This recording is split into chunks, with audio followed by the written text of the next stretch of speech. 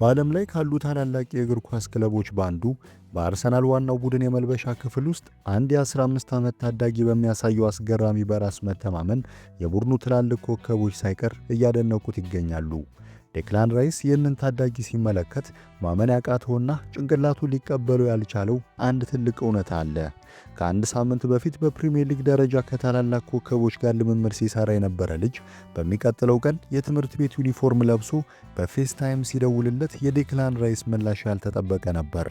ዛሬ የምንመለከተው ዴክላን ራይስ ስለዚሁ ድንቅ ታዳጊ ማክስ ዶማን የተናገረውንና ከአርሰናል ቀጣይ ትውልድ ጀርባ ያለውን አስደናቂ ታሪክ ነው።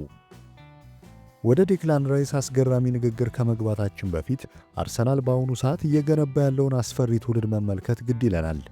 የእግር ኳስ ዓለም ሁሌም በአዲስ ተሰጥኦዎች የሚታደስ ቢሆንም በአርሰናል ቤት ግን ነገሮች የተለዩ ናቸው። የሄል ኢንድ አካዳሚ እንደ ቡካዮ ሳካ ያሉ የዓለም ኮከቦችን ለዋና ቡድን በማበርከት ይታወቃል። ነገር ግን አሁን በሚኬል አርቴታ ስር ይህ አካዳሚ ከምን ጊዜውም በላይ ፍሬያማ እየሆነ መጥቷል። ወጣት ተጫዋቾችን ወደ ዋናው ቡድን አምጥቶ ማላመድ ቀላል ሥራ አይደለም። በተለይም እንደ አርሰናል ላለ የፕሪሚየር ሊጉን ዋንጫ ለማንሳት ለሚፋለም ትልቅ ክለብ ልምድ የሌላቸውን ታዳጊዎች ከዋናው ቡድን ጋር ቀላቅሎ ማሰራት ትልቅ ድፍረትን ይጠይቃል። ነገር ግን አርቴታ እናም የቡድን አንጋፋ ተጫዋቾች ለእነዚህ ታዳጊዎች የፈጠሩላቸው ምቹ ሁኔታ ልጆቹ ዕድሜያቸውን የማይመጥን በራስ መተማመን እንዲያዳብሩ አድርጓቸዋል። ከእነዚህ ታዳጊዎች መካከል ኢታን ንዋኔሪ፣ ማይልስ ሉዊስ ስኬሊና አሁን ደግሞ የእንግሊዝን እግር ኳስ ትኩረት የሳበው ማክስ ዶማን ይገኙበታል። ዴክላን ራይስ ወደ አርሰናል ከመጣበት ጊዜ ጀምሮ በሜዳ ላይ በሚያሳየው አስደናቂ ብቃት ባለፈ በመልበሻ ክፍል ውስጥ ትልቅ መሪ መሆን ችሏል። ራይስ በቅርቡ በሰጠው ቃለ ምልልስ ላይ ስለዚህ ጉዳይ ሲነሳ የአርሰናል የመልበሻ ክፍል ከዚህ ቀደም በእግር ኳሱ ዓለም ከነበረው የተዘጋና አስፈሪ ባህል ወጥቶ እንዴት ክፍትና ቤተሰባዊ እንደሆነ አብራርቷል።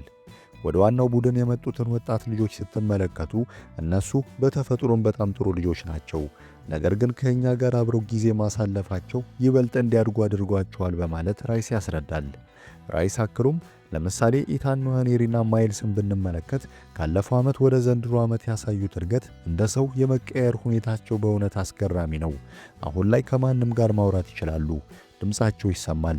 ራሳቸውን ሆነው ነው የሚቀርቡት። እኛም የምንፈልገው ይሄንን ነው።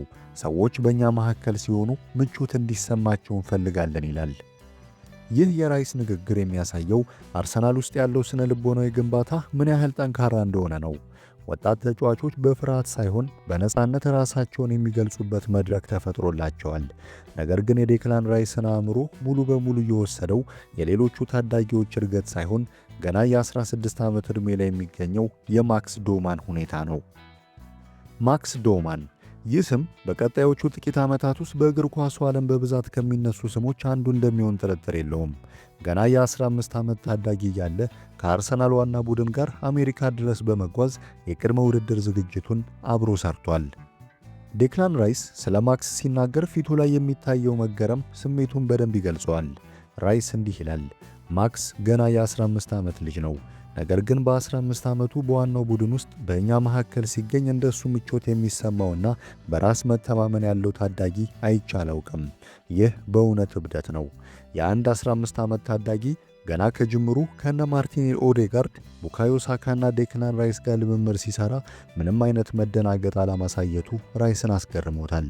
ነገር ግን የራይስ ትልቁ መገረም የተፈጠረው ከሜዳ ውጭ በተፈጠረ አንድ አጋጣሚ ነው። ራይስ ፈገግ እያለ ታሪኩን እንዲህ እያለ ያካፍለናል። ከቅድመ ውድድር ዝግጅት ጉዞአችን እየተመለስን ሳለ ለማክስ አንድ ነገር ነገርኩት።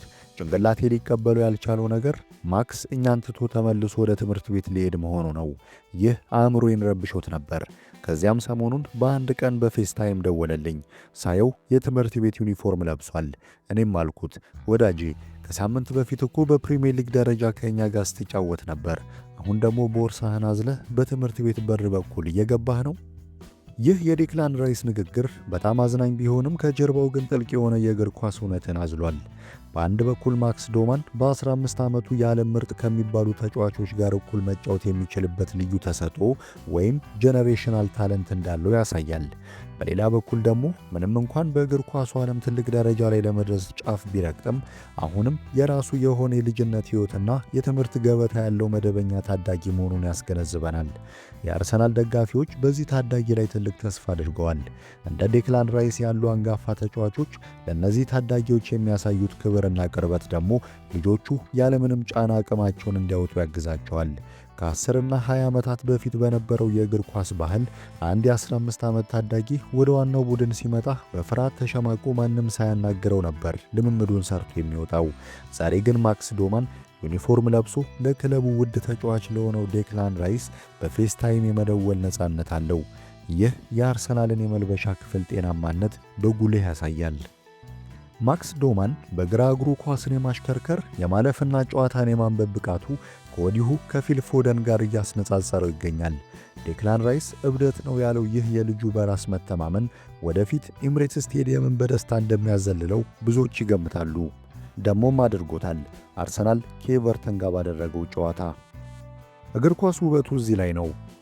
ትላንት በትምህርት ቤት ግቢ ውስጥ ከጓደኞቹ ጋር ሲሯሯጥ የነበረ ልጅ ዛሬ በዓለም ታላላቅ ስቴዲየሞች ላይ በሚሊዮኖች ፊት ጥበቡን ሲያሳይ መመልከት እጅግ ደስ የሚል ስሜት ይፈጥራል። ዴክላን ራይስ እንዳለው ማክስ ዶማን ልዩ ነው። እኛም የዚህን አስገራሚ ታዳጊ የእግር ኳስ ጉዞ በጉጉት የምንከታተል ይሆናል። ተመልካቾቻችን እናንተስ ስለዚህ የ15 ዓመት አስገራሚ ታዳጊ ማክስ ዶማን እና በአጠቃላይ ስለ አርሰናል አካዳሚ ሥራ ምን ታስባላችሁ? ዴክላን ራይስ ለወጣቶቹ እያሳየ ስላለው የአመራርነት ሚናስ ያላችሁን ሐሳብ ከታች በኮሜንት መስጫው ላይ አስቀምጡልን። ይህ ቪዲዮ ከተመቻችሁ ላይክ ማድረጋችሁን አትዘንጉ።